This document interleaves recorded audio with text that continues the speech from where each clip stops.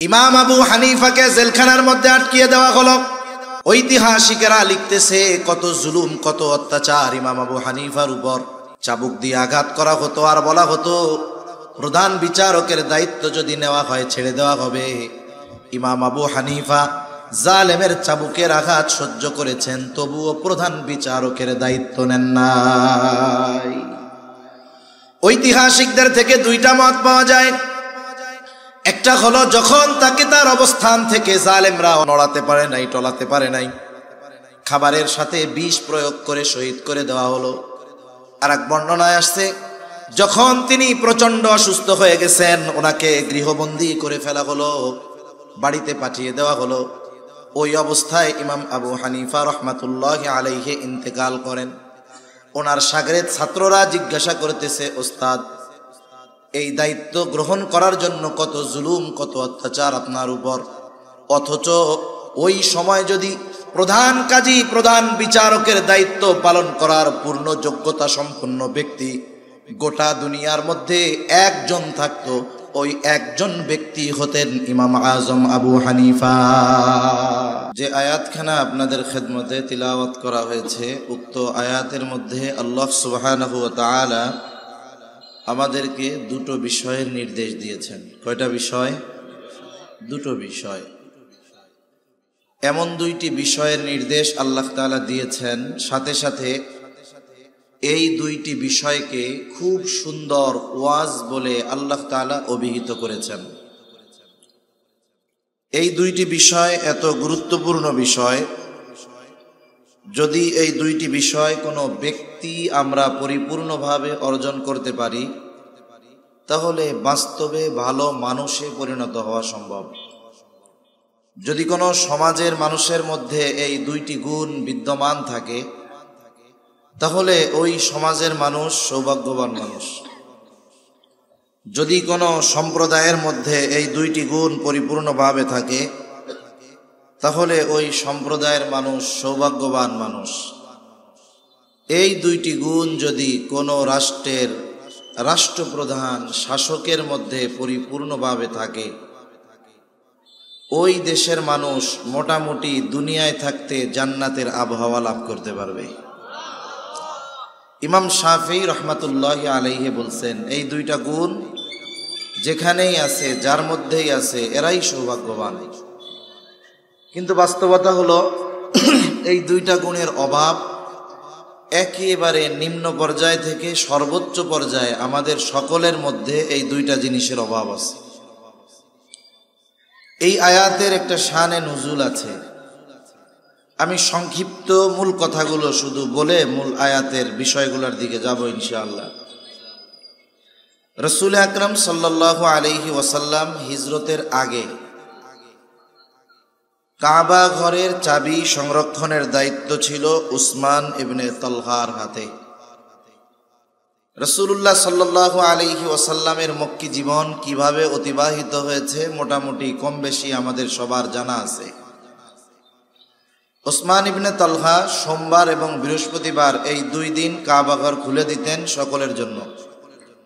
সবাই ওই দিন বাইতুল্লাহর ভিতরে প্রবেশ করতে পারত। সাথে সাথে যদি কারো স্পেশালভাবে যাওয়ার দরকার হতো, ওসমান ইবনে তালহার কাছ থেকে চাবি নিয়ে অথবা তার মাধ্যমে খুলিয়ে এরপরে কাবার ভিতরে প্রবেশ করা লাগতো। হিজরতের পূর্বে রাসূল সাল্লাল্লাহু আলাইহি ওয়াসাল্লাম একদিন কাবা ঘরে ঢোকার ইচ্ছা পোষণ করলেন ভিতরে। ওসমান ইবনে তালহা তখনও তো বেঈমান। রাসূল সাল্লাল্লাহু আলাইহি ওয়াসাল্লামকে সে কাবা ঘরের চাবি দিতে অথবা দরজা খুলে দিতে অস্বীকৃতি জ্ঞাপন করল।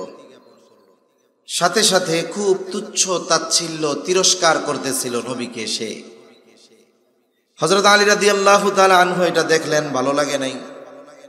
ওসমান ইবনে তালহার হাত থেকে চাবি কেড়ে নিয়ে দরজা খুলে দিলেন।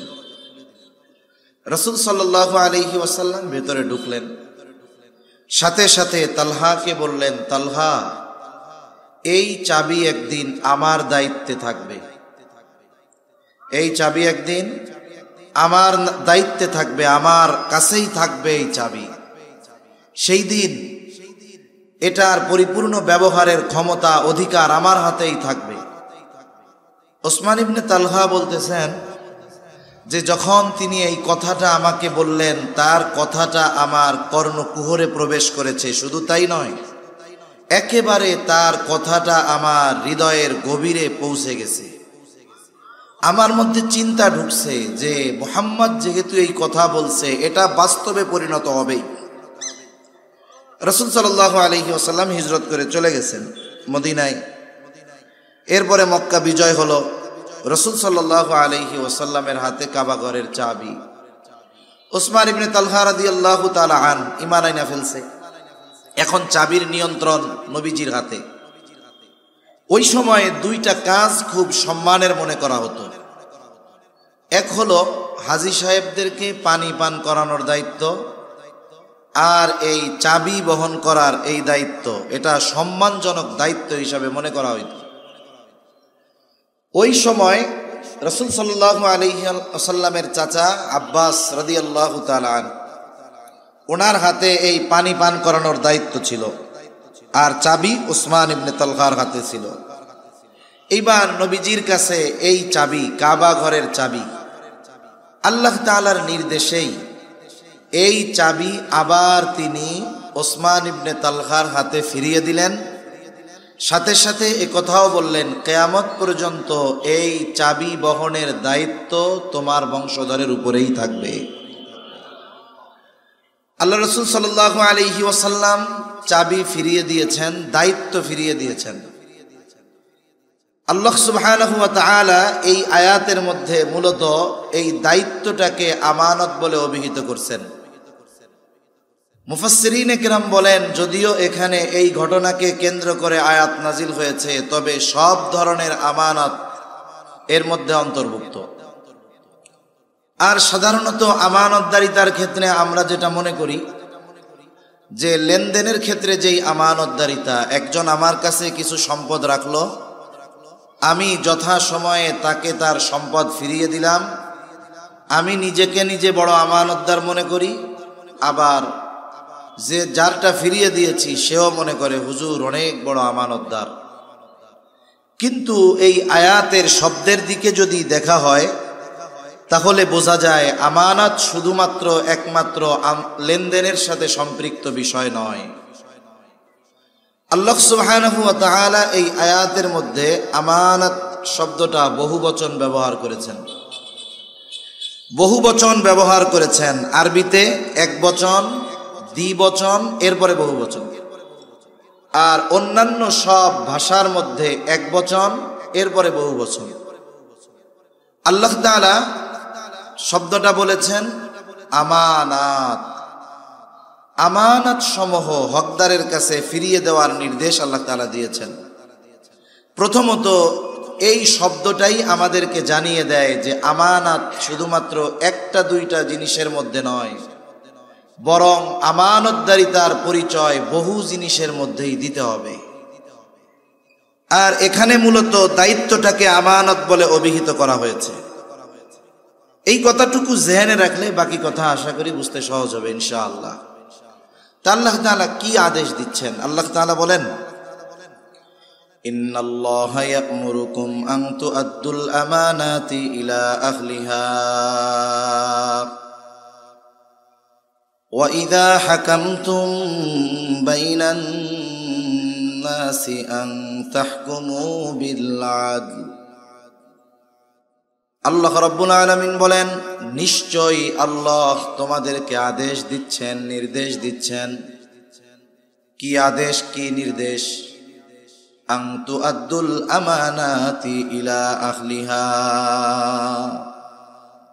যে আমানত তুমি হকদারের কাছে ফিরায় দাও।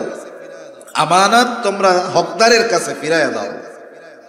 যদিও এখানে শানে নুজুল ওই ঘটনা, কিন্তু সব ধরনের আমানত উদ্দেশ্য। এই জন্য আমার জেহেনে যতটুকু আসে আমি আপনাদের সাথে মুযাকারা করব ইনশাআল্লাহ। এখন মূলত আল্লাহ তাআলার নির্দেশ হলো সর্বক্ষেত্রে আমানতদার হওয়া, সর্বক্ষেত্রে আমানতদারিতার গুণ অর্জন করা। এটা গুরুত্বপূর্ণ একটি গুণ মুমিনের জন্য। আমানতদারিতা এটা হলো মুমিনের ভূষণ। প্রকৃত মুমিন কখনো খেয়ানতকারী হতে পারে না, খেয়ানতকারী কখনো মুমিন হতে পারে না। এই জন্য রাসূল আকরাম সাল্লাল্লাহু আলাইহি ওয়াসাল্লাম খেয়ানত করাকে মুনাফিকের আলামত বলে অভিহিত করেছেন। হাদিসের মধ্যে এসেছে, নবীজি বলেন মুনাফিকের আলামত 1 নাম্বার, নবীজি বলেন ইদা হাদ্দাসা কাযাবা। মুনাফিকের 1 নাম্বার আলামত, মুনাফিক যখন কথা বলে মিথ্যা কথা বলে। 2 নাম্বার ইদা ওয়াআদা আখলাফা, ওয়াদা করলে ওয়াদা খেলাফ করে। ইদা তুমিনা খানা, আমানতের খেয়ানত করে। আর এক বর্ণনায় আরেকটা বাড়িয়ে এসেছে ওয়া ইদা তাখাসামা ফাজারা। মুনাফিকের সাথে যখন কারো একটু তর্ক বিতর্ক বাদ অনুবাদ হয়, সে তখন অশ্লীল মন্দ বকাঝকা করে। এই 4টা কার আলামত? জবান খুলে বলেন তো, আরেকটু জোরে বলেন না, কার? মুনাফিকের। কিন্তু এই আলামতগুলো আমরা নামাজি হাজি এই ধরনের তাহাজ্জুদ গুজারির মধ্যেও একটা না, এই 4টাই পাওয়া যায়, ঠিক কিনা বলেন? প্রথমত আমাদের উচিত, যদি এই ভাইরাস আমাদের কারো মধ্যে থাকে, এগুলো বের করে ফেলা। কারণ মুনাফিকের আলামত যদি কারো মধ্যে পরিপূর্ণ বিস্তার লাভ করতে পারে, বুজুর্গানে দ্বীন বলেন, তাহলে এই মুনাফিকের আলামত তার ঈমান ধ্বংসের কারণ হয়ে যেতে পারে। ক্যান্সার একটা জীবাণু। সাধারণত অধিকাংশ সময় ক্যান্সারের আলামত প্রকাশ পায় তখন, সুস্থ হওয়ার উপায় থাকে না যখন। এই যে আপনাদের এলাকার নোয়াখালী তো বাড়ি আমাদের এনামুল হাসান ভাই, আল্লামা জুনাইদ বাবুনগরী রহমাতুল্লাহি আলাইহির খাদেম, কি পরিমাণ অসুস্থ।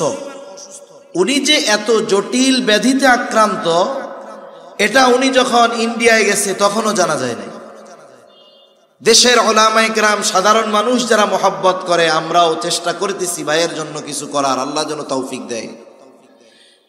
প্রায় 40-50 লক্ষ টাকার কাছাকাছি মনে হয় প্রায় খরচ হয়ে গেছে, এরপরেও ফলাফল আশানুরূপ হয় নাই। ডাক্তার প্রায় আরো 40 লক্ষ টাকার বাজেট দিয়েছে, এরপরে তাতে হবে কিনা আল্লাহ তাআলা ভালো জানে। অথচ দিব্যি সুস্থ মানুষ, কিন্তু ভেতরে সব শেষ।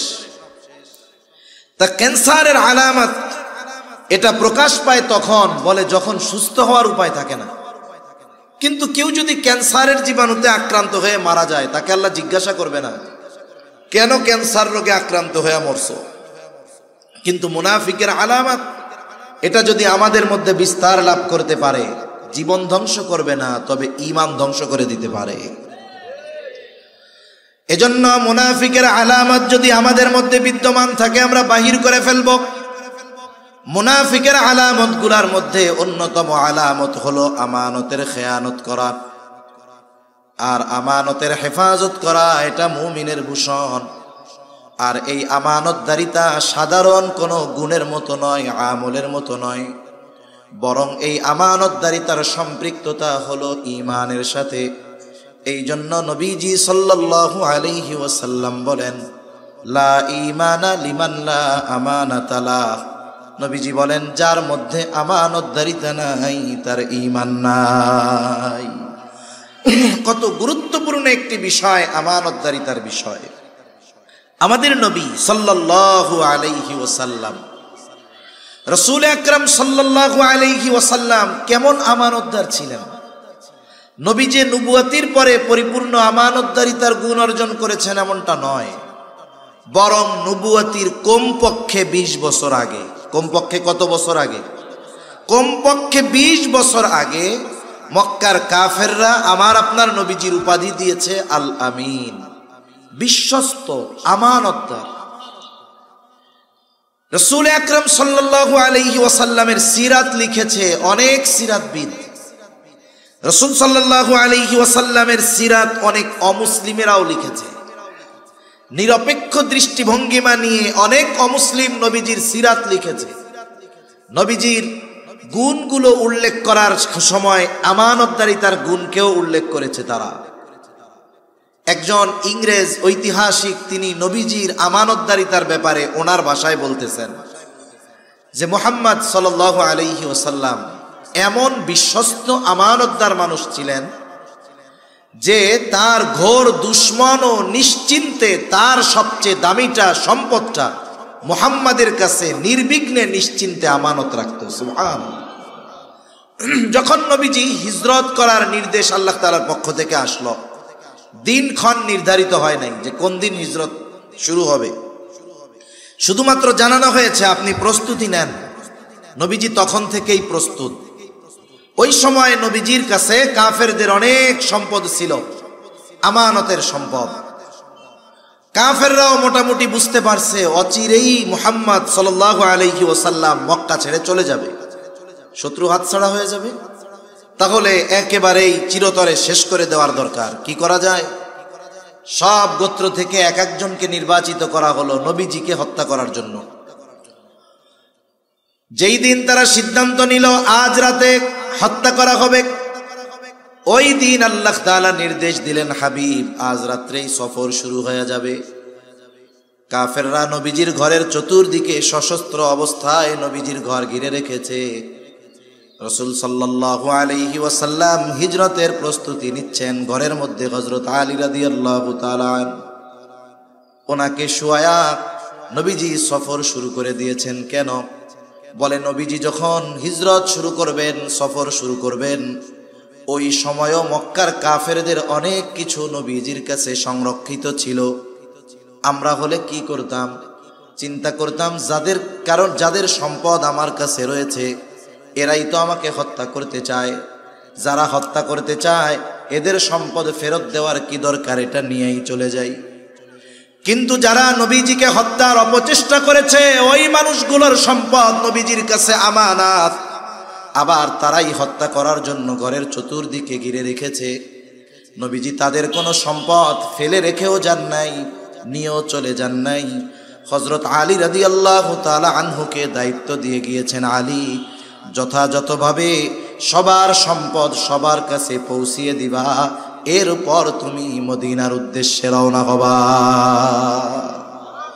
যেখানে তাকে হত্যা করার জন্য সশস্ত্র বাহিনী প্রস্তুত, ওই সময়ও আমার আপনার নবীজির আমানতদারিতার অবস্থা কেমন ছিল এটা আমরা বলতেছি, বলা সহজ, শুনতেছি, শোনা সহজ, কিন্তু ওই পর্যায়ের আমানতদারিতা অর্জন করা এটা আমাদের জন্য বাস্তবেই অসম্ভব। তাহলে যেই নবী এমন সুন্দর আমানতদারিতার গুণে গুণান্বিত, সেই নবীর উম্মত আমাদেরকেও আমানতদার হওয়ার দরকার আছে না নাই? আমানত কিসের কিসের মধ্যে হয়? এক নাম্বার লেনদেনের মধ্যে হয় আমানতদারিতা। যেহেতু সচরাচর সাধারণত এই বিষয়টা নিয়ে আলোচনা হয়, আমি আর এই বিষয় নিয়ে লম্বা আলোচনা করব না। আমানত হোক আর জামানত হোক, এক কথায় আমার আপনার কাছে কারো হক যদি থাকে, যিনি হক প্রাপ্ত তার মনে যদি নাও থাকে, তিনি যদি ভুলেও যান, আল্লাহ তাআলার নির্দেশ হলো আমাকে নিজ দায়িত্বে তার হক তার কাছে ফিরিয়ে দেওয়া। অনেক সময় অনেকে চালাকিও করে, মনে করেন দোকান থেকে বাকি খাইছে, বাকি খাইলো 500 টাকা বাকি। উনি তো একজন, কিন্তু দোকানদারের কাছে তো মানুষ যায় শত শত। 500 টাকা বাকি নিয়ে বলছে যে ভাই খাতায় লেখা রাখেন, দিয়া দিব মনে 1 সপ্তাহ পরে। ব্যস্ততায় দোকানদারের খাতার মধ্যে লিখতে মনে নাই, উনি ভুলে গেছে। ব্যস্ততায় ভুলেও গেছে যে ওনার কাছে উনি টাকা পাইতেন। 1 সপ্তাহ পর টাকা দিতে গেছে।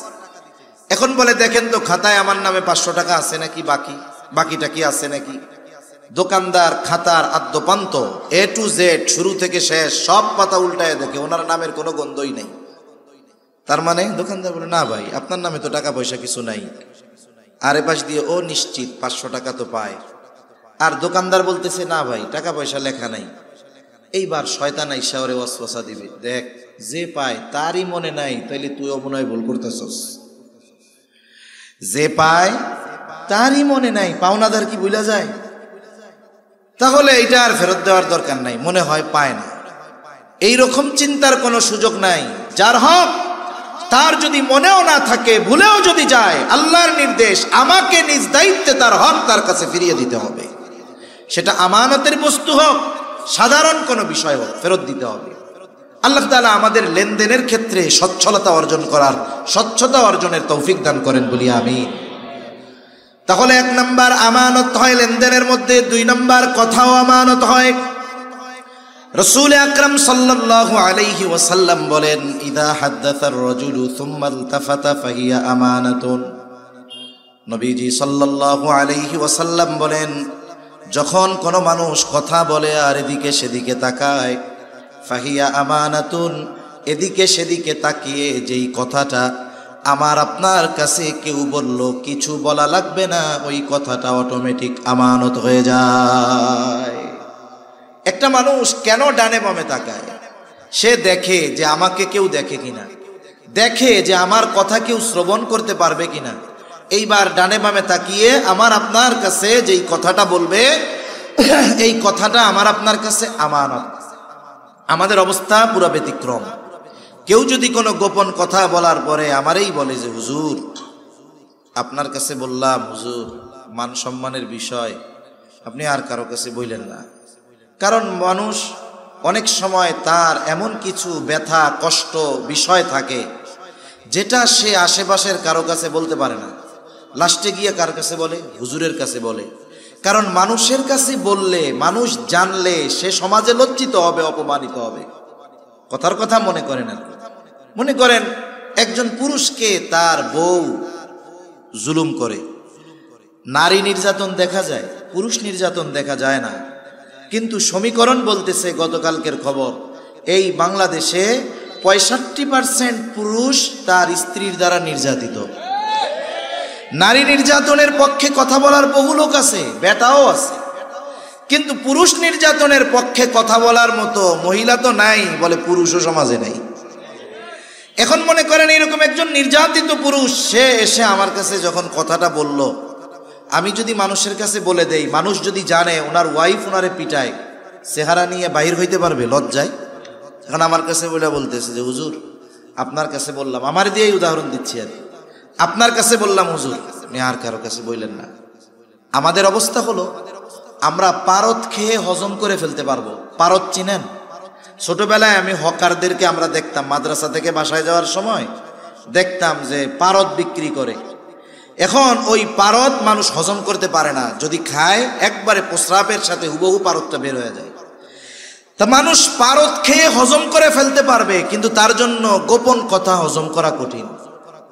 আবার যখন কেউ বলে আপনার কাছে বললাম, আপনি আর কারো কাছে বললেন না, তাহলে কাজটা কি করছে? কয় নিজের পায়ে নিজে কুড়াল মারছে।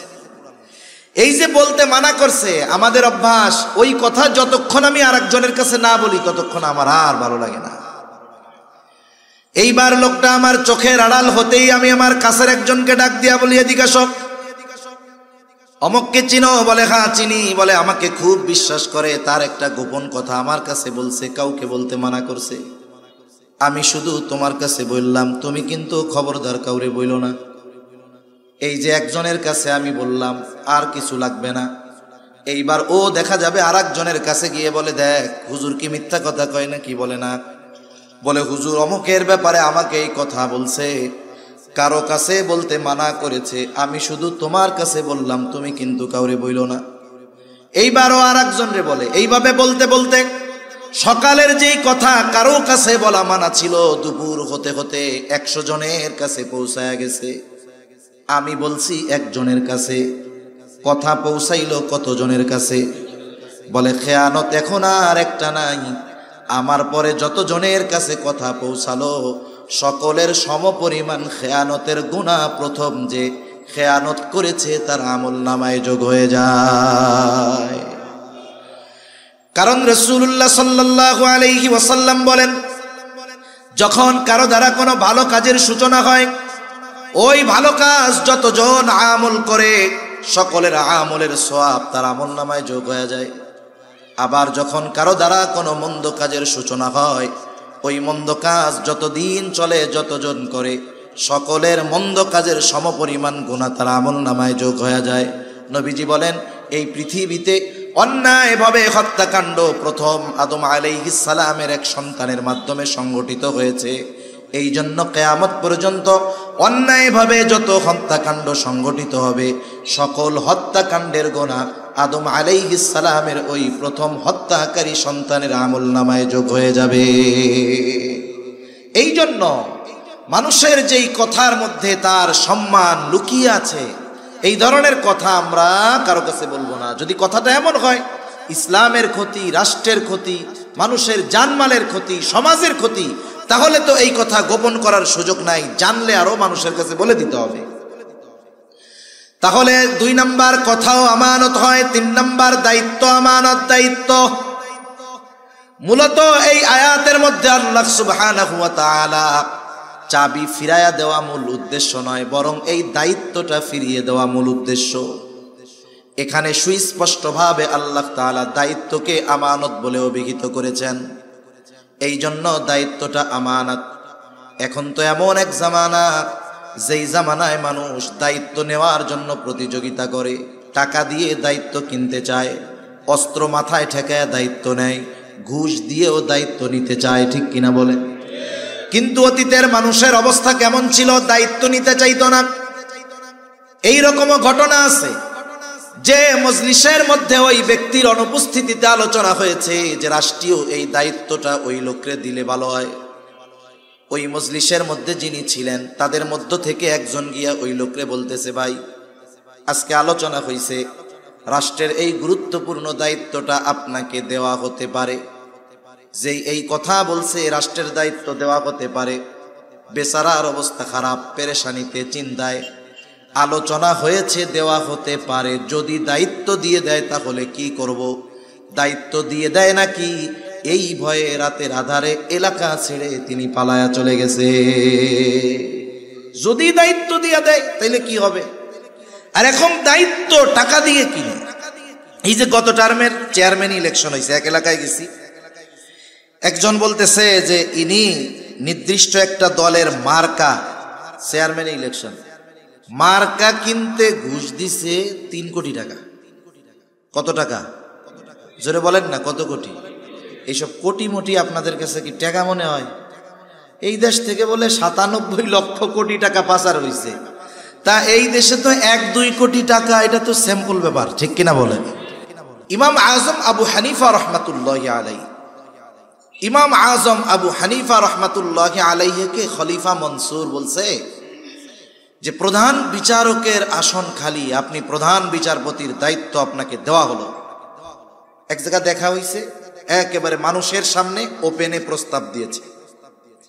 ইমাম আবু হানিফা রহমাতুল্লাহি আলাইহি সাথে সাথেই বলতেছে, অপারগতা প্রকাশ করছে, এই দায়িত্ব আমি নিতে রাজি নাই। দায়িত্ব দিছে কে? খলিফা, সবার সামনে। আর উনি সবার সামনেই বলতেছে এ দায়িত্ব আমি নিব না। খলিফার আত্মমর্যাদায় লাগছে, আমি বলছি দায়িত্ব নিতে, আমার মুখের উপরে আমার প্রস্তাব ফিরাইয়া দিল। রাগ উঠে গেছে। কারণ মানুষ চেয়ারে বসলে মানুষের মেজাজের পরিবর্তন হয়। পুলিশ যখন ঘরে থাকে বউর সাথে চোখ উঠায় কথা কয় না, কিন্তু যখন খালি ওর ইউনিফর্ম পরে, বাবা আগুন বাইর হয় শরীর দিয়া। ইউনিফর্মের একটা প্রভাব আছে, পোশাকের প্রভাব আছে, পদ পদবীরও প্রভাব আছে। চিন্তা করছে আমি খলিফা, আমার প্রস্তাব ফিরাইয়া দিছে, হাতে সব সময় চাবুক থাকে, লাঠি থাকে। চাবুক দিয়া ইমাম আবু হানিফার গায়ে বাড়ি একটা মেরে দিছে জোরে, রাগে। মোল্লা মানুষ আর কি বলবে, কিছু কয় নাই, গেছে গা, সেও রাজদরবারে চলে গেছে। খলিফা মনসুরের চাচা জানতে পেরেছে মনসুর এই কর্ম করেছে। খলিফা মনসুরকে চাচা বলতেছে, মনসুর কাজটা কিন্তু ভালো করো নাই, ইমাম আবু হানিফার কাছে ক্ষমা চাও, কাজটা ভালো করো নাই। চাবুক দিয়ে আঘাত যখন করেছে তখন ছিল রাগান্বিত অবস্থায়, এখন তো রাগ নাই, এখন ক্ষমা চাইতে যাবে লজ্জা লাগতেছে, কিন্তু চাবুক দিয়া বাড়ি যখন মারছিল তখন ছিল রাগ। এখান থেকে আমাদের জীবনের মূলনীতি গ্রহণ করতে হবে। একটা বিষয় মনে রাখবো, রাগান্বিত অবস্থায় কখনো চূড়ান্ত সিদ্ধান্তে আমরা যাব না। রাগান্বিত অবস্থার সিদ্ধান্ত অধিকাংশ সময় পরবর্তী হায়াত আফসোস করার কারণ হয়। আমাদের গ্রাম অঞ্চলে বেশি হয়, অনেক জায়গায় খোঁজ পাওয়া যায় যে স্বামী স্ত্রী দ্বন্দ্ব কইরা দুইজনের মধ্যে তালাক দেওয়া দেই হয়ে গেছে গা। তুচ্ছ বিষয়কে কেন্দ্র করে বড় ঝগড়া হয়, এক সময় দুজনের মধ্যে বিবাহ বিচ্ছেদ হয়ে যায়। এখন স্বামী 3 তালাক দিয়ে দিছে। শয়তানের এক একটা মিশন আছে, যখন একটু রাগারাগি হবে তখন শয়তান সর্বোচ্চ শক্তি প্রয়োগ করে এই দুইজনরে দিয়া, স্বামীরে দিয়া স্ত্রীর তালাকটা দেওয়ানো যায় কিনা, দুইজনরে প্রচন্ড রাগান্বিত বানায়। মহিলা তালাক চায়, বেটারে শয়তান এসে দে দে, কত বড় সাহস। এইবার 14 গোষ্ঠী ধইরা একসাথে 3 তালাক দিয়া দেয়। তালাক দেওয়া শেষ, পাশের থেকে একজন কয়, চাচা খেলা শেষ, চাচি তো আর আপনার নাই। এইবার শয়তান এক মিশন শেষ কইরা চা বিরতিতে যায়। চা বিরতি বুঝেননি? এইবার নতুন মিশন নিয়ে আসে। এবার হলো মোহাব্বতের খাজানা নিয়ে আসে। স্ত্রীর মধ্যে স্বামীর মহব্বত, স্বামীর মধ্যে স্ত্রীর মহব্বত ঢুকায় দেয়। এত মহব্বত, দৌড়ে হুজুরের কাছে চলে আসছে, হুজুর কাজ তো শেষ, কি হয়েছে? আমি তো এই কাজ করে ফেলছি। হুজুর কে তালাক দিছো কেন? হুজুর রাগের ঠেলাই দিছি। কেউ কি খুশি হইয়া তালাক দেয় নাকি? তালাক তো রাগ হইয়াই দেয়, ঠিক কিনা বলেন? এই যে তখন আমাদেরও সমাজের মানুষেরও কিছু করণীয় আছে। গ্রামে স্বামী স্ত্রীর যখন দ্বন্দ্ব হয়, দেখা যায়, আমরা ছোটবেলায় দেখছি তো, কিছু মহিলা পুরুষ তাদেরকে 4 দিক ধরে ঘিরে রাখে, বল খেলা দেখার মতো। কিছু কয় না, খালি দেখে গোল হয় কখন। বল খেলা যখন হয় তখন সবার নজর বলের দিকে থাকে। যে যেই দলের লোক, ওই পক্ষের প্লেয়ার যদি গোল দিয়া দেয়, দেখবেন 80 বছরের বুড়া মানুষও 1 লাফ দিয়ে 5 হাত উঠা বলে গোল, বলে কি বলে না। এর আগে কিন্তু সব চুপ, একেবারে টান টান উত্তেজনা বিরাজ করতেছে। ওই যে স্বামী স্ত্রীর ঝগড়াও যখন টান টান উত্তেজনা বিরাজ করতেছে, গোল হওয়ার পূর্ব মুহূর্তে সবাই তাকায়, এই বুঝি গোল হয়, মানে এই বুঝি তালাক দেয়। এখন বলেন, এই গোল দেখার আশায় না থেকে মহিলারা যদি মহিলাকে টাইনা ওই পুরুষের চোখের আড়ালে নিয়ে যাইতো, পুরুষরা যদি পুরুষকে ধরে চোখের আড়ালে নিয়ে যাইতো, দুজন যখন দুজনের সামনে থেকে সরত, আশা করা যায় রাগটা কমতো, বিবাহ বিচ্ছেদের মতো ঘটনাটা ঘটতো না। এজন্য এই ধরনের কাজে আমাদেরও কিছু ভূমিকা রাখা দরকার আছে। রাগ আসলে কি করতে হবে? ইসলামের যে দিক নির্দেশনা, দাঁড়ানো থাকলে বসে পড়তে হবে, বসে থাকলে শুয়ে পড়েন, গড়াগড়ি দেন মাটির সাথে, অজু করেন, নামাজে দাঁড়ায় যান, সাথে সাথে আশা করা যায় রাগ ঠান্ডা হয়ে যাবে। তাহলে মূল কথা কি? রাগান্বিত অবস্থায় আমরা কোনো সিদ্ধান্ত নিব না। খলিফা মনসুর রাগান্বিত অবস্থায় চাবুক দিয়া বাড়ি মারছে, এখন তো রাগ নাই, ক্ষমা চাইতে লজ্জা লাগতেছে। আবার কাজটা কেমন হয়ে গেল এই জন্য আত্ম অনুশোচনায় ভুগতেছে। সে নিজে না গিয়া তার একজন বিশ্বস্ত মানুষকে ইমাম আবু হানিফার কাছে পাঠায়া দিল। 1 তোলা স্বর্ণ মুদ্রার সাথে দিয়া দিছে। বলতেছে, ইমাম আবু হানিফাকে গিয়ে বলবা যে আমি এই আচরণের জন্য লজ্জিত, ব্যথিত, দুঃখিত, এবং আমার পক্ষ থেকে তার কাছে ক্ষমা চায়া নিবা। সাথে সাথে আমার পক্ষ থেকে এই 1 তোলা স্বর্ণ মুদ্রা তাকে হাদিয়া প্রদান করবা, এবং এটাও বলবা আপনি যদি খলিফার দেওয়া এই হাদিয়া গ্রহণ করেন, তাহলে খলিফা সুনিশ্চিত হবে যে আপনি তাকে ক্ষমা করে দিয়েছেন। এইবার ওই লোক গেছে ইমাম আবু হানিফার কাছে, যে বলতেছে খলিফা লজ্জিত, তার ওই আচরণের জন্য মাপ চাইছে। ইমাম আবু হানিফা রহমাতুল্লাহি আলাইহি নববী গুণে গুণান্বিত, উনি বলছে ঠিক আছে, মাফ করে দিলাম, মাফ করে দিছে। এখন ওই যে শর্ত, 1 তোলা স্বর্ণ মুদ্রা, বলে এটা হাদিয়া দিছে, আপনি নিলেই তবে উনি নিশ্চিত যে আপনি মাফ করছেন। ইমাম আবু হানিফা হাদিয়া গ্রহণে অস্বীকৃতি জ্ঞাপন করলেন। বাস্তবতা হলো হাদিয়ার নামে অনেক কিছুই আমার আপনার কাছে আসতে পারে, হাদিয়া হলেই সেটা গ্রহণ করা যাবে না। আপনি আমি যদি সুনিশ্চিত হই এই লোকটা চুরি কইরা টাকা পয়সা আইনা আমারে হাদিয়া দিতেছে, মোটা অঙ্ক দেখে হাদিয়া গ্রহণ করা যাবে না। আমি তো সুনিশ্চিত এটা চুরির মাল। বলেন তো, চোর চুরি কইরা আইনা যদি হাদিয়া দেয় তাহলে সেটা গ্রহণ করা যাবে নাকি? ইমাম আবু হানিফা হাদিয়া গ্রহণ করেন না, বলে ফেরত নিয়ে যাও, মাফ করে দিস। বলে আপনি হাদিয়াটা গ্রহণ করেন। ইমাম আবু হানিফা এবার জিজ্ঞাসা করে, তোমার খলিফা এত স্বর্ণ মুদ্রা হাদিয়া দিল, পাইল কোথায়? এটা কি ওনার ব্যক্তিগত সম্পদ নাকি? বলে ওনার ব্যক্তিগত সম্পদ কোথায়? উনি এটা রাষ্ট্রীয় কোষাগার থেকে দিয়েছেন। ইমাম আবু হানিফা বললেন না, এটা ফেরত নিয়ে যাও। লোকটা আরো জোরাজুরি করে বলে, আপনি এটা রেখে দেন, আপনি ব্যয় না করেন, অসুবিধা নাই, আপনি অন্যান্য মানুষদেরকে এগুলো দিয়ে আপনার ব্যবহারের দরকার নাই, আপনি দিয়ে দেন।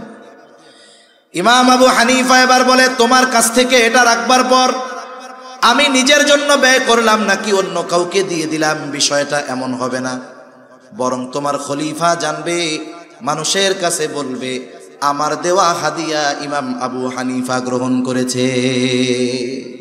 তুমি তো এইটা তাকে ফেরত দিবাই, সাথে গিয়ে বলবা এই যে খলিফার দায়িত্ব পালনার্থে রাষ্ট্রীয় কোষাগার থেকে তাকে যেই সম্মানী ভাতা দেওয়া হয়, এই সম্মানী ভাতার বাইরে একটা টাকা ব্যক্তিগত কাজে ব্যবহার করার অধিকার তার নাই। সে যদি করে তাহলে খেয়ানত করা হবে, সে যদি করে দায়িত্বের খেয়ানত হবে, মানুষের হক নষ্ট হবে। কঠোর ভাষায় কইয়া দিচ্ছে। এইবার ওই লোক দীর্ঘ সময় ধরে তেলাতেলি করতেছে, তো সেও বিরক্ত। খলিফার কাছে গিয়ে একেবারে সুন্দর মতো মিথ্যা কথার রস লাগায়া খলিফার মেজাজ আরো গরম বানাই দিচ্ছে। বাস্তবতাও তো তাই। বলেন তো, এদেশের রাষ্ট্রপতি যে, তার একটা ভাতা আছে না নাই? প্রধানমন্ত্রীর ভাতা আছে না নাই? যখন মন্ত্রীরা থাকে তাদেরও ভাতা আছে, এমপির ভাতা আছে, চেয়ারম্যান, উপজেলা চেয়ারম্যান, মেম্বার, ওয়ার্ড মেম্বার, সবার ভাতা আছে। এই ভাতার বাইরে একটা টাকা ব্যক্তিগত কাজে ব্যবহার করার ক্ষমতা কারো নাই। খেয়ানত কত বড় হয়, দায়িত্ব যত বড় হয়, খেয়ানত তত বড় হয়। পরিমাণ একই থাকবে, কিন্তু দায়িত্বের চেয়ারের পরিবর্তনের কারণে খেয়ানতের পরিধি সুবিশাল হয়ে যায়। যেমন অনেক সময় বিভিন্ন এলাকায় ওয়ার্ডের জন্য, গরিব মানুষের জন্য গম আসে না? মনে করেন এক ওয়ার্ডে এক মেম্বারের কাছে 100 জন মানুষের জন্য গম দেওয়া হয়েছে। এই গম বন্টন হয় নাই, সব এক জায়গায় স্তূপ করা আছে। বলেন তো, ওই যে গমের প্রতিটা দানার মধ্যে হক কতজনের আছে বলেন তো? কারণ এটা এখনো বন্টন হয় নাই। মেম্বার যদি একটা গম চুরি করে, হক নষ্ট করবে কতজনের? মনে করেন এক ইউনিয়নে 1000 মানুষের গম আসছে, বন্টন হয় নাই, চেয়ারম্যান একটা গম চুরি করছে, বলেন তো কতজনের হক নষ্ট হবে? মনে করেন এক আসনে গম আসছে 10,000 মানুষের জন্য, এমপি সাহেবের অধীনে একটা গমও বন্টন হয় নাই, এমপি সাহেব একটা গম চুরি করছে, কত হাজার মানুষের হক নষ্ট হবে? মনে করেন রাষ্ট্রীয় কোষাগার থেকে একটা টাকা প্রধানমন্ত্রী চুরি করেছে, বলেন তো কতজনের হক নষ্ট হবে? গোটা রাষ্ট্রের সব মানুষের হক নষ্ট হবে। দায়িত্ব শুধু পরিবর্তনের কারণে পরিমাণ ছোট এক, কিন্তু দায়িত্ব বড় হওয়ার কারণে খেয়ানতের পরিধিও বড় হয়ে যায়। এখন যে বলছে, উনিও গিয়ে সুন্দর মতো সাজায়া কুজায়া ইমাম আবু হানিফার নামে বলছে, আপনারে খেয়ানতকারী কইছে, আপনি নাকি এই সেই করেন। খলিফা রাগ হয়ে গেছে, এইবার বাহিনী পাঠায় দিছে, আমাকে এত বড় কথা আটকায় ফেলো জেলখানায়। ইমাম আবু হানিফাকে জেলখানার মধ্যে আটকিয়ে দেওয়া হলো। ঐতিহাসিকেরা লিখতেছে কত জুলুম, কত অত্যাচার ইমাম আবু হানিফার উপর।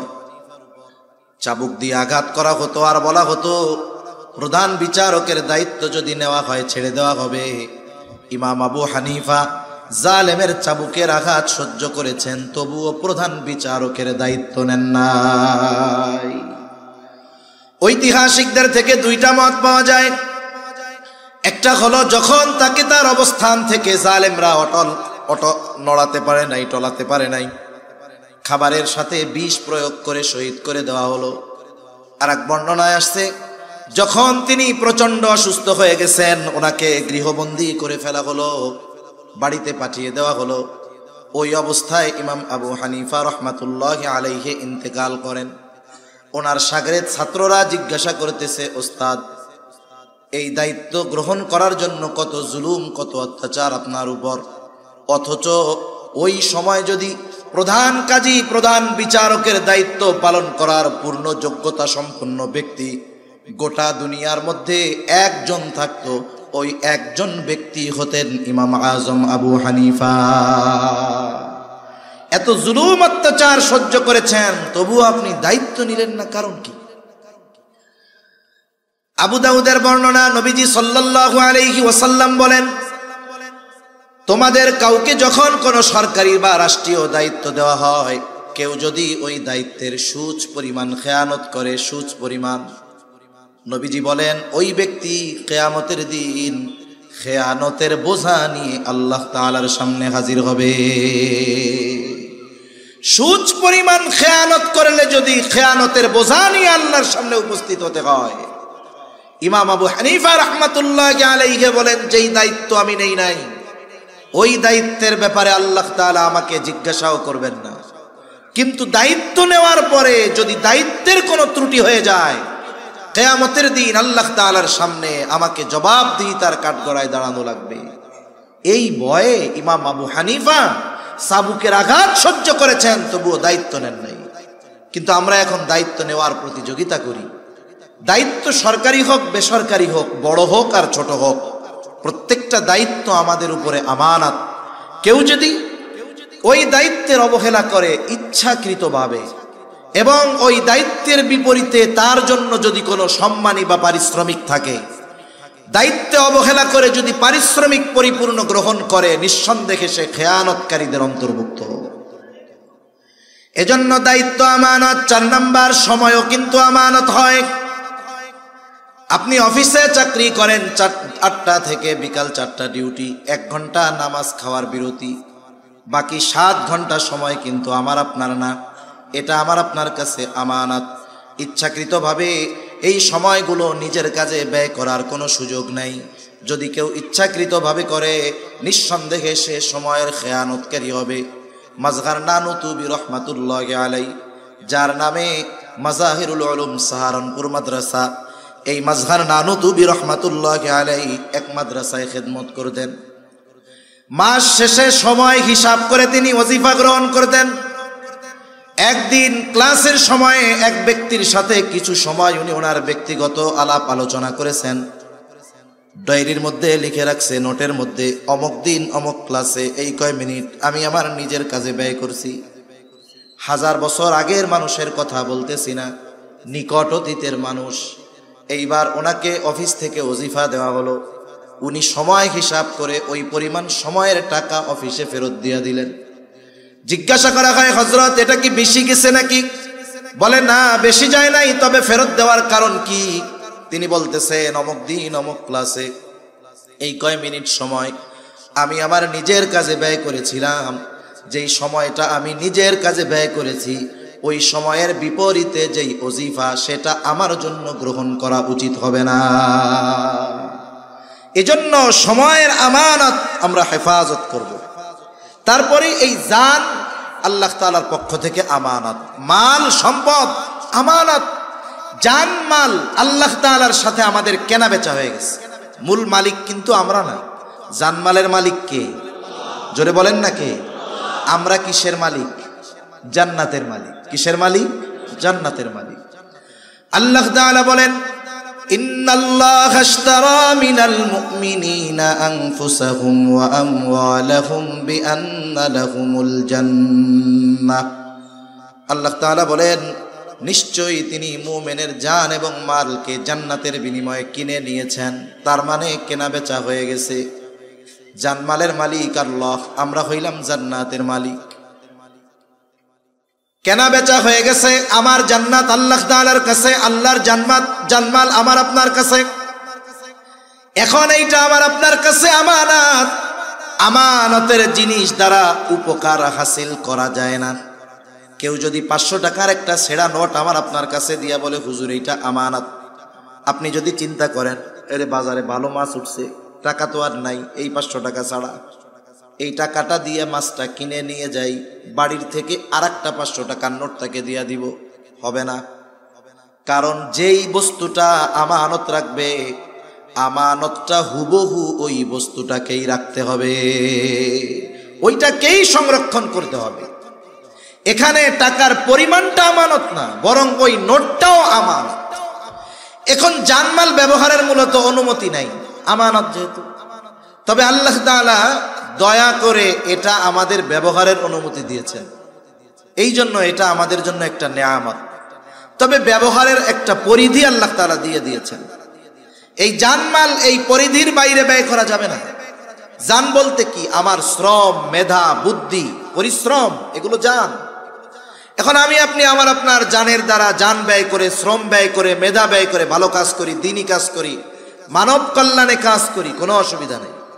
প্রয়োজনে দ্বীনের জন্য জীবন উৎসর্গ করে দেওয়া, এটা তো আরো ভালো। সম্পদ, মাল ব্যয় করেন, ভালো খাইতে মন চায় খাই, পড়তে মন চায় পড়ি, অসুবিধা নেই। এমনকি নবীজি জানিয়ে দেন পরিবারের জন্য যেটা ব্যয় করা হয় ওটাও সাদাকা, তবে অপচয়, অপব্যয় করা যাবে না। যদি অমুসলিমেরও যদি সহযোগিতার দরকার হয়, আপনি মাল থেকে অমুসলিমকে টাকা দেন চিকিৎসার জন্য, খাবার কেনার জন্য, পোশাক কেনার জন্য, অসুবিধা নেই। কিন্তু ওই মাল থেকে একটা টাকাও এমন কাজে ব্যয় করা যাবে না যেই কাজটা অন্যায়। যদি কেউ করে তাহলে সে জানমালের খেয়ানতকারী বলে সাব্যস্ত হবে। শরীয়তের বিধিবিধান আমাদের উপরে আমানত। আল্লাহ তাআলা কোরআনুল কারীমের মধ্যে বলেন, ইন্না আরাদনাল আমানাতা আলাস সামাওয়াতি ওয়াল আরদি ওয়াল জিবাল ফাআবাইনা আন ইয়াহমিলনাহা ওয়া আশফাকনা মিনহা ওয়া হামালাহাল ইনসান।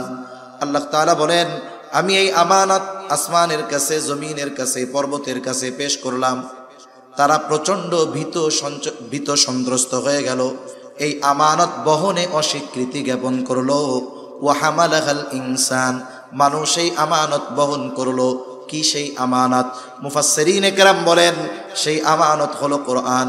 কেউ কেউ বলেন শরীয়তের সকল বিধিবিধান, একই কথা। তাহলে এই কোরআন তথা শরীয়তের যত হুকুম আহকাম আছে সব আমাদের উপরে আমানত। কেউ যদি আল্লাহ তাআলার আদেশ নিষেধ অমান্য করে নিঃসন্দেহে সে খেয়ানতকারীদের অন্তর্ভুক্ত হয়ে যায়। সন্তান সন্ততি আমানত, অঙ্গ প্রত্যঙ্গগুলা আমানত, হাত পা চোখ কান আমানত। বলে এর খেয়ানত কেমনে হয়?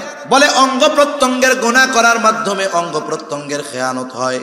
আল্লাহ তাআলা বলেন, ইয়ালামু খাইনাতাল আয়ুন ওয়া মা তুখফিস সুদূর।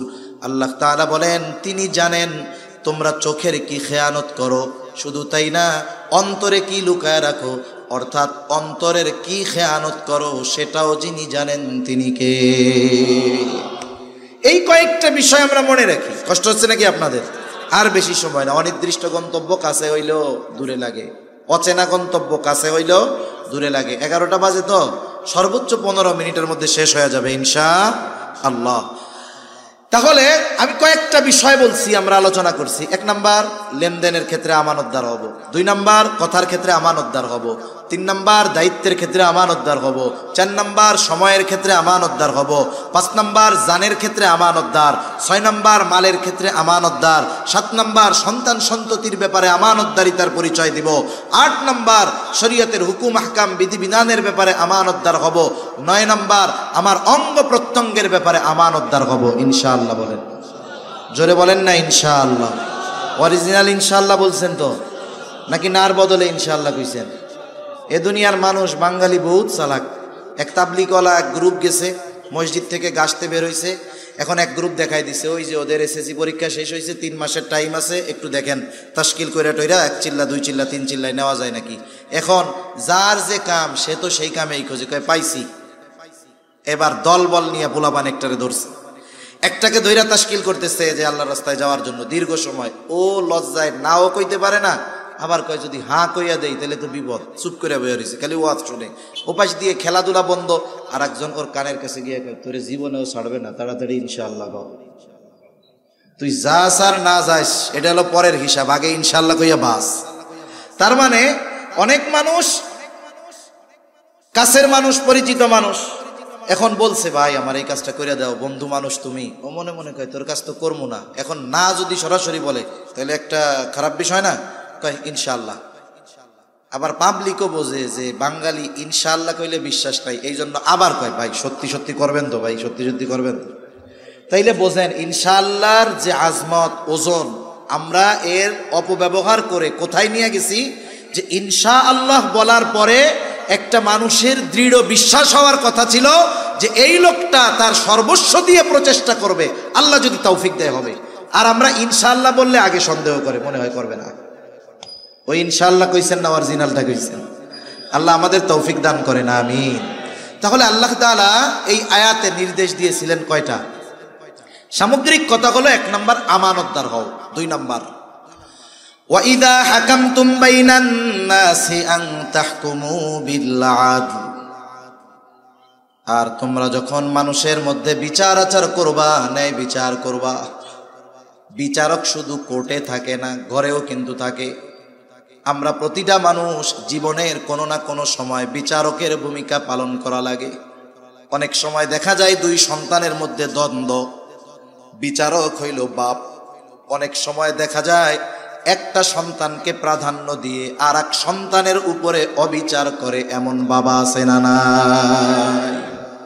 এই ক্ষেত্রেও ন্যায় বিচার করতে হবে। তার মানে একেবারে নিম্ন পর্যায় থেকে সর্বোচ্চ পর্যায়ের বিচারের দায়িত্ব যে পাবে, অবশ্যই তাকে ন্যায় বিচার করতে হবে। শত্রুও যদি বিচারের জন্য আসে, ন্যায় বিচার করতে হবে। আল্লাহ তাআলা মানা করছেন, ওয়ালা ইয়াজরিমান্নাকুম শানাআনু কওমিন আলা আল্লা তা'দিলু ই'দিলু হুয়া আকরাবু লিত্তাকওয়া। কোন কওমের প্রতি যদি বিদ্বেষ থাকে, এই বিদ্বেষের কারণে তাদের উপরে অবিচার করার সুযোগ নাই। আল্লাহ তাআলা এই জায়গায়ও ন্যায় বিচার করার নির্দেশ দিয়েছেন। তার মানে আমি আপনি যখন বিচারকের ভূমিকায় থাকব, সেটা হোক আদালতের, সেটা হোক পরিবারের, সেটা হোক সমাজের, প্রত্যেক জায়গায় আমাকে আপনাকে ন্যায় বিচার করতে হবে। আফসোসের বিষয় হলো, আমরা আমানতদার শাসক চাই, কিন্তু আমাদের মধ্যে আমানতদারিতার গুণ নাই। আমরা ন্যায়পরায়ণ শাসক চাই, আমাদের মধ্যে অন্যায়ের অভাব নেই। তাইলে আমরা যেমন, শাসক তো তেমন হবে। এজন্য আমরা যদি আমাদের মধ্যে পরিবর্তন না আনি, কি হবে? বলে শাসকের চেয়ারে চেহারার পরিবর্তন হবে, মাদার চরিত্রের পরিবর্তন হবে না। এজন্য নিজেদের পরিবর্তন আগে আনতে হবে। 1-2টা দৃষ্টান্ত আপনাদের খেদমতে পেশ করে আলোচনা শেষ করে দিব। প্রথমত, ন্যায় বিচার করার এবং ন্যায় বিচার মানার উভয়টার মন মানসিকতা আমাদের থাকতে হবে। আমি যত পাওয়ারফুল হই না কেন, ন্যায় বিচার আমার বিপক্ষে গেলে আমাকে মেনে নেওয়ার জন্য প্রস্তুত থাকতে হবে। খলিফাতুল মুসলিমিন হযরত ওমর রাদিয়াল্লাহু তাআলা আনহু বাজারে গেছেন, এক ইহুদির কাছ থেকে ঘোড়া কিনেছেন। ঘোড়া খুব সুন্দর মতো দেইখা শুইনা ঘোড়া কিনা বাজারের বাহিরে আসছেন। বাহিরে এসে যখন ঘোড়াটায় চড়তে গেছেন, দেখেন ঘোড়ার পায়ে সমস্যা। আবার বাজারের মধ্যে গেছেন, গিয়া ইহুদিরে বলে, কি ব্যাপার, তুমি কি ঘোড়া দিয়েছ আমাকে? তোমার ঘোড়ার পায়ে সমস্যা, নাও তোমার ঘোড়াটা ফেরত নাও। ইহুদি বলে, না, ফেরত নিব কেন? আমি তো আপনারে ভালো ঘোড়া দিছি। তর্ক বিতর্ক লাইগা গেছে 2 জনের মধ্যে। কার সাথে কে তর্ক করে? বলে অর্ধজাহানের শাসক ওমর রাদিয়াল্লাহু তাআলা আনহুর সাথে তর্ক করতেছে ইহুদি। 2 জনের তর্ক বিতর্কের এক পর্যায়ে হযরত ওমর রাদিয়াল্লাহু তাআলা আনহু বলেন যে, তোমার আর আমার মধ্যে এই দ্বন্দ্ব নিরসনে তৃতীয় একজনকে ফয়সালাকারী হিসাবে সাব্যস্ত করো। আমি আর তুমি দ্বন্দ্ব করলে চলতেই থাকবে, একজনের ফয়সালাকারী মানো। ইহুদি নিজের ধর্মের কাউকে ফয়সালাকারী মানে নাই। সে দেখে সুরাই বাজারের মধ্যে, বলে, খলিফাতুল মুসলিমিন, আমার আর আপনার মধ্যে এই সমস্যার সমাধান দিবে সুরাই মুসলমান। ঠিক আছে, এইবার সুরাইকে বিচারক মানা হলো। সুরাই এবার 2 জনের কথা সমগুরুত্ব সহকারে শুনলেন। বিচারকদের জন্য নবীজির নির্দেশ হলো, যিনি ফয়সালাকারী হবেন তিনি বাদী বিবাদী উভয়ের কথা সমগুরুত্ব সহকারে শুনতে হবে। এরপরে নিরপেক্ষভাবে এই কথার উপরে পর্যালোচনা করে রায় দিতে হবে। উনি 2 জনের কথাই শুনছেন। সর্বশেষ বলতেছে, খলিফাতুল মুসলিমিন, আপনি চান কি? বলে, আমি চাই যে সে আমার ঘোড়া ফেরত নিবে। বলে, সে তো ঘোড়া ফেরত নিতে বাধ্য, সে ঘোড়া ফেরত নিতে বাধ্য। তবে আপনি যখন তার কাছ থেকে ঘোড়া কিনছেন, টাকা পয়সাও তো দিয়ে দিছেন, যখন নিয়া বাইর হইছেন, বুঝা নিছেন ঘোড়ার অবস্থা কেমন ছিল? বলে, তখন ঘোড়া সব ঠিকঠাক ছিল। সমস্যা কই দিছে? কয়, বাজারের বাইরে গিয়া উঠতে গেছি আর দেখি পায়ে সমস্যা। তার মানে তার হাত থেকে যখন বুঝে নিছে তখন ঘোড়া ঠিক ছিল। এরপরে বাজারের বাইরে চলে গেছে, তার মানে কেনা বেচার মজলিস থেকে বাইরে হয়ে গেছে। যদি কেনা বেচার মজলিস ওই জায়গায় উপস্থিত থাকা অবস্থায় টাকা দিয়া দিছে, উনি ঘোড়া বুঝা নিছে, এরপরে দেখে সমস্যা, ইহুদি ফেরত নিতে বাধ্য, কিন্তু বেচা কেনার মজলিস থেকে বাহিরে চলে গেছে। এখন বলতেছে যে শুনেন, ও ঘোড়া ফেরত নিতে বাধ্য, তবে আপনি তো তার কাছ থেকে একেবারে ভালো ঘোড়া বুঝে নিয়েছেন, ও ফেরত নিবে বাধ্য, তবে যেমন ঘোড়া নিয়েছেন তেমনটাই তাকে ফেরত দিতে হবে। রায় গেছে খলিফাতুল মুসলিমিনের পক্ষে না বিপক্ষে? এবার চুপ হয়ে গেছে। একটু পরেই বলতেছে হ্যাঁ এটাই ন্যায় বিচার, হ্যাঁ এটাই ন্যায় বিচার। রায় বিপক্ষে গেছে, বলতেছে এটা ন্যায় বিচার। অর্ধজাহানের শাসক। আমাদের দেশে কোনো বিচারক যদি কোনো রায় দেয়, প্রেসিডেন্ট, প্রধানমন্ত্রী, কোনো মন্ত্রী, এমপি না, এলাকার পাতি নেতার বিরুদ্ধে গেলে বিচারকের জান যায় যায় অবস্থা। অথচ রায় দিয়েছে একজন সাধারণ মানুষ খলিফাতুল মুসলিমিনের বিপক্ষে। কোনো হুমকি ধামকি থ্রেট কোনো কিছু নাই, চাকরিচ্যুত করে আমেরিকায়ও পাঠায় দেওয়া হয় নাই। খলিফাতুল মুসলিমিন এই ন্যায় বিচারে খুশি হয়ে সুরাইহকে বলতেছে, সুরাই আজই চলে যাও কুফায়, প্রধান বিচারকের আসন ফাঁকা, তোমাকে আমি নিয়োগ দিয়ে দিলাম, আজ থেকে তুমি কুফার প্রধান বিচারক। চলে গেছে কুফায়। ওমর রাদিয়াল্লাহু তাআলা আনহুর সময়, উসমান রাদিয়াল্লাহু তাআলা আনহুর খেলাফতকাল, আলী রাদিয়াল্লাহু তাআলা আনহুর খেলাফতকাল, আমিরে মুআবিয়া রাদিয়াল্লাহু তাআলা আনহুর সময়কাল, একেবারে সুখ্যাতির সাথে অনেক ঐতিহাসিক ফয়সালা কাজী শুরাইহের মাধ্যমে এসেছে। এই ধরনের বিচারক রায় গেছে খলিফার বিপক্ষে, খলিফা রাগ হয় নাই, মাইনা নেওয়ার মন মানসিকতা ছিল, আর তাদেরও ন্যায় বিচার করার ইচ্ছা ছিল যে যে হয় হোক, রায় যদি বিপক্ষে যায় আমার রায় দিতে কি আসে, যে আমি ন্যায় বিচার করতেছি। হযরত আলী রাদিয়াল্লাহু তাআলা আনহু ইসলামের রাজধানী মদিনা থেকে কুফায় স্থানান্তরিত হল।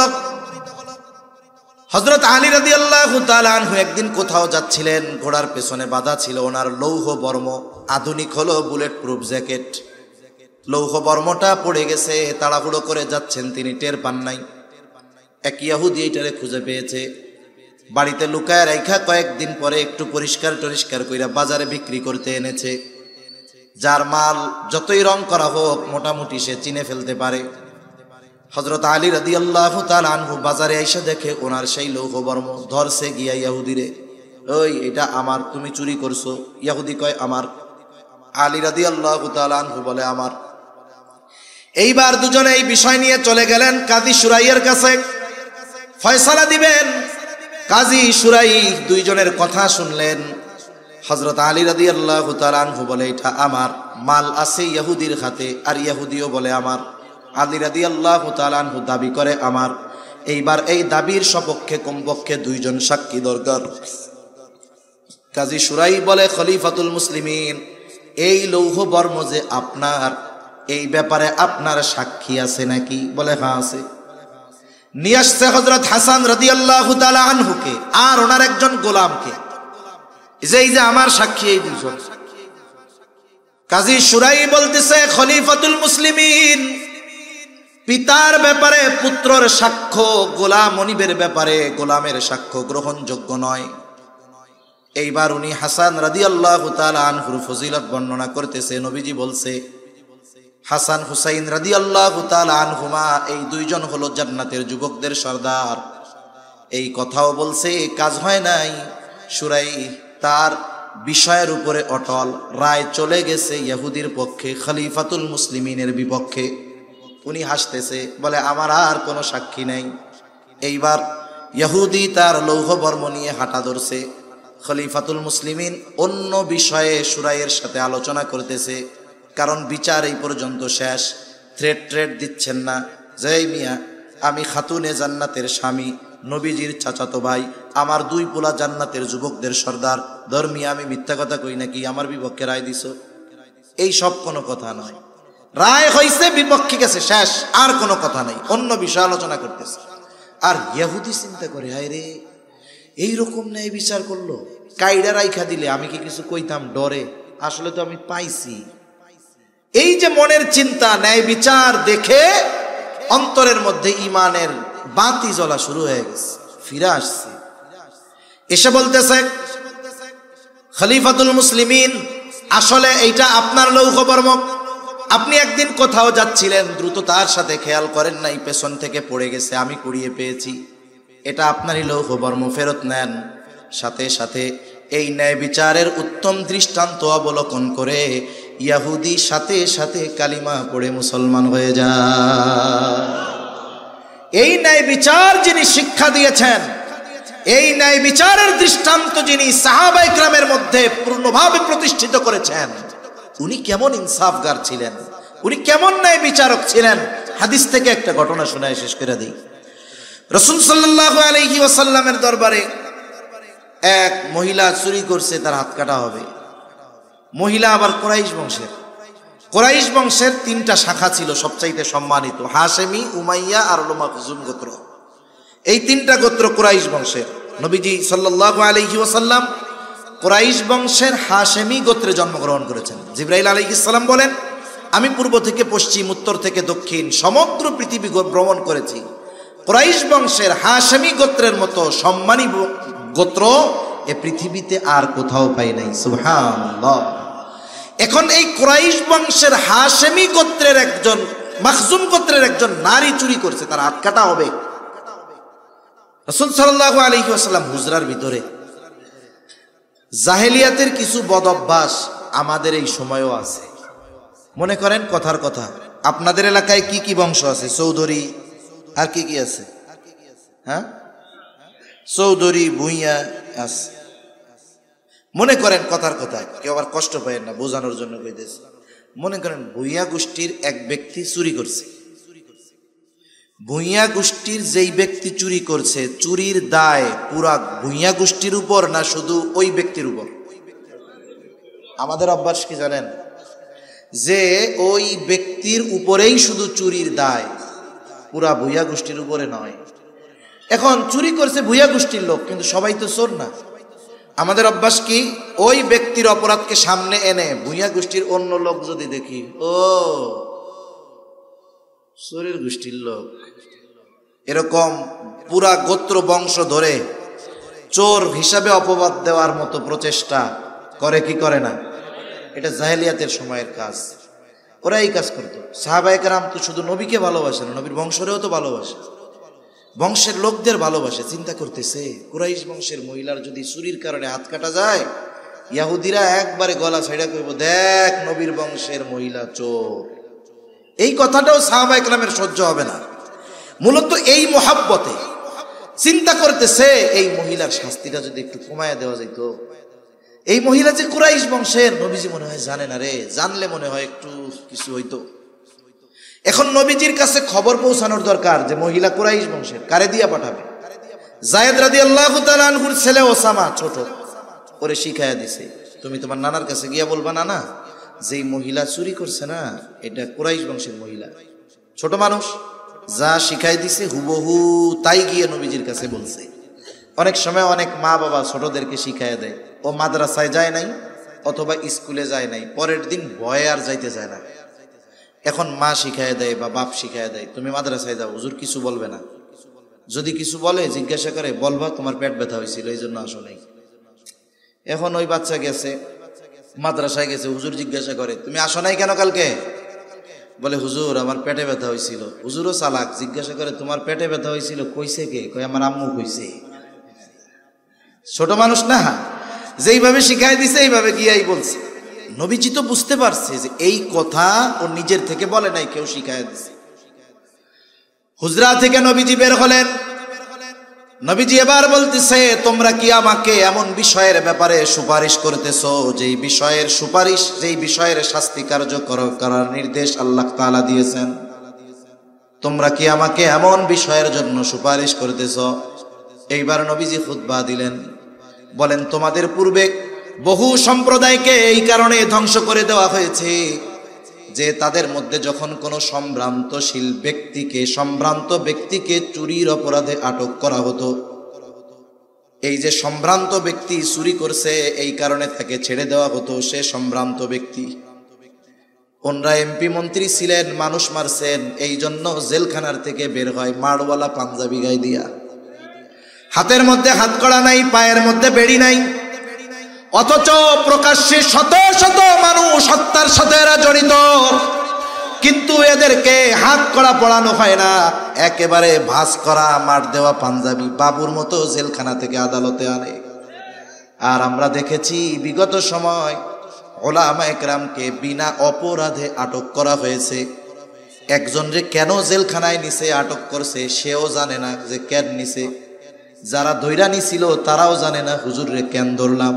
তার মানে বিনা অপরাধে জেলখানায় নিয়ে পায়ে বেড়ি, হাতে হাত কড়া, মাজায় লোহার শিকল পরায়া, বেঁধে বেঁধে রশি দিয়ে টেনে টেনে, মাথায় হেলমেট পরায়া, বুকে বুলেট প্রুফ জ্যাকেট পরায়া, কেমন যেন বিশ্বের সবচাইতে বড় অপরাধী এইভাবে নেওয়া হয়েছে শুধুমাত্র আলেম হওয়ার কারণে। আর ওই জালেমগুলো প্রকাশ্য মানুষ হত্যার মদতদাতা হওয়ার পরেও এদের ব্যাপারে কোনো ধরনের ব্যবস্থা গ্রহণ করা হচ্ছে না।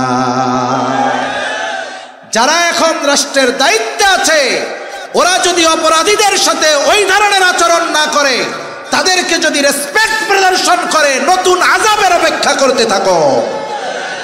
সেজন্য অপরাধীর সাথে কোনো বৈষম্য চলবে না, অপরাধের আলোকে তার সাথে ব্যবহার করতে হবে, কারণ এটা তার প্রাপ্য, এটার উপযুক্ত সে। ওই সময়ও করা হইতো সম্ভ্রান্ত মানুষ, এরে কি চুরির অপরাধে শাস্তি দেওয়া যায়, সেটা দাও।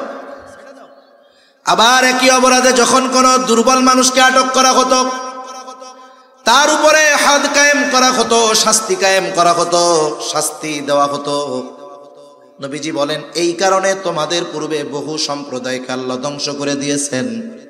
নবীজি এইবার বলেন, ওয়াইমুল্লাহ, আল্লাহর শপথ, লাউ আন্না ফাতিমাতা বিনত মুহাম্মদ সারাকাত লাকাতাতু ইয়াদাহা। নবীজি বলেন, আল্লাহর কসম, মুহাম্মাদের কন্যা ফাতেমাও যদি চুরি করত, অবশ্যই আমি তার হাত কেটে দিতাম। এইরকম ন্যায় বিচারের সবচাইতে উত্তম উপমা দৃষ্টান্ত রহমাতুল্লিল আলামিন রেখে গিয়েছেন। সেই জন্য আমানতদারিতা এবং এই ন্যায় পরায়ণতা, ইনসাফ, ন্যায় বিচার পরিপূর্ণভাবে যখন প্রতিষ্ঠিত না হবে, যতক্ষণ প্রতিষ্ঠিত না হবে, ততক্ষণ পর্যন্ত পরিপূর্ণ শান্তি আসবে না। আর এই কোরআনুল কারীমের শাসন ব্যবস্থা যতদিন এই পৃথিবীতে প্রতিষ্ঠিত না হবে, আল্লাহর কসম, যত তন্ত্র মন্ত্র আছে ওগুলোর দ্বারা পরিপূর্ণ আমানতদারিতা আর ইনসাফ পাওয়া যাবে না। আল্লাহ তাআলা এই দুই বিষয়ের আদেশ করে নিজের ওয়াজের প্রশংসা নিজে করতেছেন। একটু সময় বেশি হচ্ছে, শেষ আর কি, মূল কথা শেষ। বল খেলায় ইনজুরি টাইম আছে না, 90 মিনিটের পরে 5 মিনিট আছে না, তাহলে সেই ইনজুরি টাইম চলতেছে ধরেন। এখন আল্লাহ তাআলা নিজের ওয়াজের প্রশংসা নিজে করতেছেন। দেখেন, আমরা যদি আমাদের কাজের প্রশংসা আমরা করি, মানুষে বলবে এটা বেকুব, বোকা, এটার জ্ঞান বুদ্ধি নেই। কিন্তু আল্লাহ তাআলা নিজের ওয়াজ নিজে প্রশংসা করে বলতেছেন, ইন্নাল্লাহা নি'ম্মা ইয়াইদুকুম বিহ। কতই না সুন্দর ওয়াজ আল্লাহ তাআলা করলেন। তার মানে এই দুইটা বিষয়ের নসিহতকে আল্লাহ তাআলা সুন্দর ওয়াজ বলে বলেছেন। কতই না সুন্দর ওয়াজ তিনি করলেন, আসলেও সুন্দর ওয়াজ। আবার এরপরে আল্লাহ তাআলা কেমন যেন বলেন, গোলাম, এত সুন্দর ওয়াজ আমি তোমাদের করলাম, এই সুন্দর ওয়াজগুলো শ্রবণ করবার পরে, জানবার পরে তোমরা এই ওয়াজের উপরে আমল করো কি করো না, আমি আল্লাহ কিন্তু দেখি। এই ওয়াজ শ্রবণ করবার পরে কি আলোচনা সমালোচনা করো, আমি আল্লাহ কিন্তু তাও শুনি। কেন? বলে, ইন্নাল্লাহা কানা সামিআম বাসীরা, নিশ্চয়ই আল্লাহ তাআলা সর্বশ্রোতা সর্বদ্রষ্টা। এই জন্য আজকে আমাদের প্রতিজ্ঞা হবে যে আমরা পরিপূর্ণ আমানতদার হব, ন্যায়পরায়ণ হব ইনশাআল্লাহ। আল্লাহ তাআলা আমাদের সকলকে আল্লাহ তাআলার বলা এই সুন্দর দুইটি গুণে গুণান্বিত হওয়ার তৌফিক দান করেন, আমিন। ওয়া আখিরু দাওয়ানা আনিল হামদুলিল্লাহি রাব্বিল আলামিন। আসসালামু আলাইকুম ওয়া রাহমাতুল্লাহি ওয়া বারাকাতুহু।